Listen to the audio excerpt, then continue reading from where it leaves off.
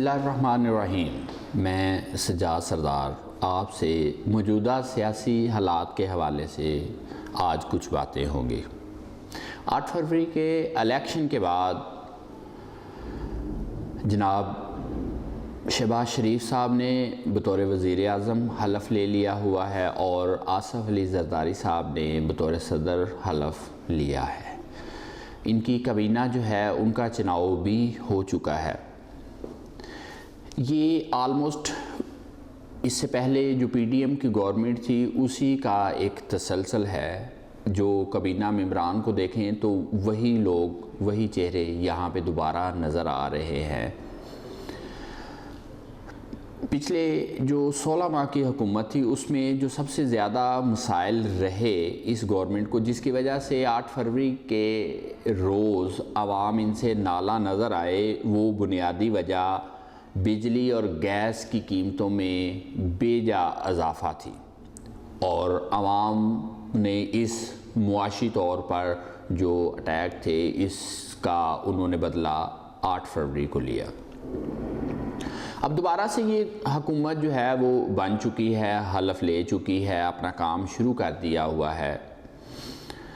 یہاں پہ اگر یہ معیشت کو نہ سنبھال پائے تو کیا یہ اپنی پارٹیوں کے لیے یہ نقصان کا سبب نہیں ہوں گے؟ یقیناً ہوں گے۔ ایک بات جو الیکشن سے پہلے پیپلز پارٹی کی طرف سے یا مسلم لیگ نون کی طرف سے ایک دوسرے پر بہت حملے ہوتے تھے، وہ حملے ان کے اکٹھے گورنمنٹ میں بیٹھنے سے ختم ہو گئے۔ اب یہ ایک ہی حکومت کا حصہ ہے۔ کیا ان کی کوئی اس حوالے سے پلاننگ ہے؟ اگر کہا جائے تو میرا نہیں خیال کہ یہ اس چیز کو جو ہے وہ لے کے چل سکیں گے۔ ان کا پہلا ہدف تو یہی ہوگا کہ آئی ایم ایف کے ساتھ معاملات کو بہتری کی جانب لے جایا جائے، لیکن یہ ہمارے جو ریسورسز ہیں ان کو بڑھانے کی کوشش میں شاید نہ ہو۔ جنہوں نے پلاننگ کرنی ہے محترم احسن اقبال صاحب، وہ بھی مدتوں سے پلاننگ کرتے چلے آ رہے ہیں، لیکن ان کی وجہ سے شاید کوئی بہتری نہیں ہے۔ بہت سارے علاقے جہاں پہ نون لیگ کو شکست کا سامنا کرنا پڑا، وہاں پہ بہت سارے لوگوں سے جب ملاقات ہوئی تو ان کا یہ کہنا تھا کہ نون لیگ بنیادی طور پر ترقیاتی کاموں کے حوالے سے اپنے آپ کو اون کرواتی ہے، لیکن گجرانوالہ میں ان کے ترقیاتی کام کہاں نظر آتے ہیں، حافظ آباد میں کہاں نظر آتے ہیں، گجرات میں کہاں نظر آتے ہیں؟ بہت سارے علاقے ہیں جہاں پہ ان کے کام کو ہم نہیں دیکھ سکتے۔ چلیں، ان کے لیے ہمیں ایک تو یہ دعا کرنی چاہیے کہ اللہ تعالیٰ ان کی گورنمنٹ کو کامیاب کرے۔ کیونکہ عوام پسنا بند ہو جائے۔ عوام نے یہ جو مہنگائی کی جو یہ لہر دیکھی ہے، یہ بہت بہت بہت زیادہ اس میں پریشانی کا سامنا کیا ہے۔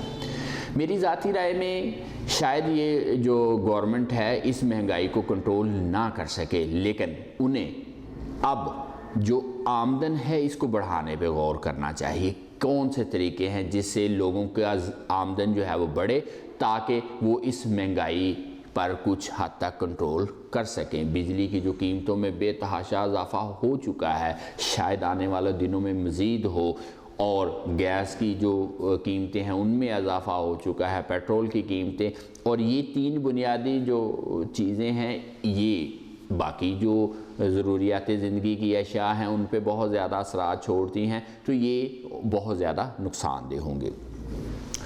اگر دیکھا جائے تو شہباز شریف صاحب کے حوالے سے کہا جاتا تھا کہ وہ بہت بڑے ایڈمنسٹریٹر ہیں، یقیناً انہوں نے صوبے کو بہت احسن انداز سے چلایا بھی، لیکن جب بطور وزیر اعظم جو ہے ملک کو سنبھالا تو وہاں پہ بہت زیادہ انہیں مسائل کا سامنا کرنا پڑا، اور اس کا خمیازہ ہم عوام کو بھگتنا پڑا۔